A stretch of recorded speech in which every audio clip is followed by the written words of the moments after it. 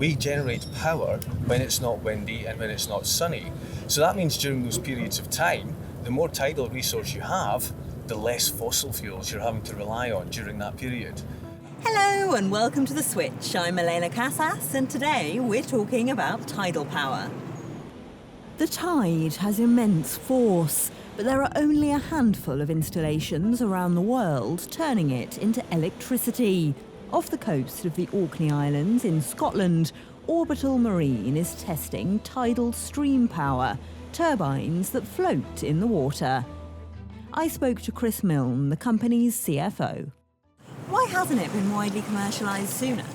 It seems like it's such an obvious thing to be able to do. The tide goes in, tide goes out. How difficult can it be, right? But as it turns out, it's quite difficult. A lot of the early technologies, once people realised that they'd harness the sun and they'd harness the wind, people thought, what's next? And it was quite an obvious skip to think, well, the oceans are next. But a lot of the engineering and a lot of the concepts effectively tried to marinise a wind turbine. So they were trying to put wind turbines on the bottom of the ocean. Now, anybody who knows the ocean knows that it can be quite a hostile environment. Actually, these projects were not bankable. It wasn't investable. So Orbital looks at things in a very different way. Our technology is very much more akin to shipbuilding. Instead of the blades of the ship propelling the vessel from A to B, the ship is held geostationary. The tide flows past the turbine, the blades turn, but instead of moving the ship, the energy just goes in reverse. The O2 turbine is a 74-metre floating structure with a submerged wing on each side. The energy it produces can meet the demands of about 2,000 homes a year. The company estimates its technology could eventually provide 11% of Britain's power.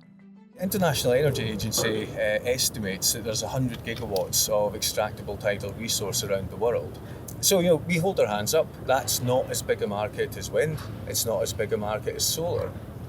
But 100 gigawatts is a big market. It can make a significant contribution to net zero ambitions around the world. It's a big enough market to generate a huge business opportunity for the people that can get it right and that can be positive participants in the supply chain and the development community. And of course, it creates a power generation profile which is out of sync with wind and solar, which are by far starting to saturate power generation networks around the world. And that's important because when it's not windy and when it's not sunny, you need to have power that's not coming from fossil fuels. The company hopes to create jobs for former employees of the North Sea oil and gas industry. In Europe, the energy companies, traditional energy companies, are very much focused on an energy transition. They have allocated budgets, they've created teams that are looking at other energy sources. And, for us, we are ultimately fabricated steel in the middle of the ocean generating energy. It just so happens it's electrons rather than hydrocarbons that we're pumping back to shore.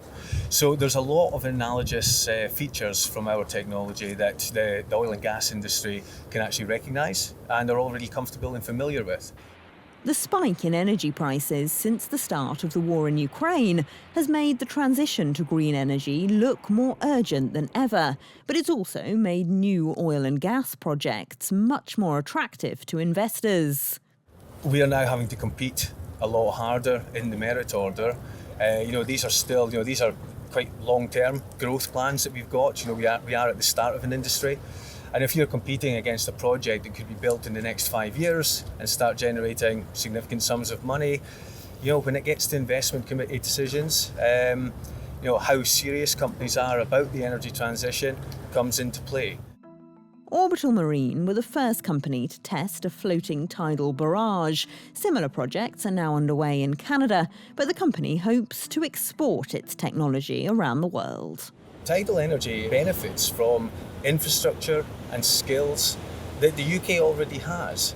So, in terms of being able to scale this up quickly and, economically beneficially to the UK, that can be done quite quickly and, with relatively modest levels of investment.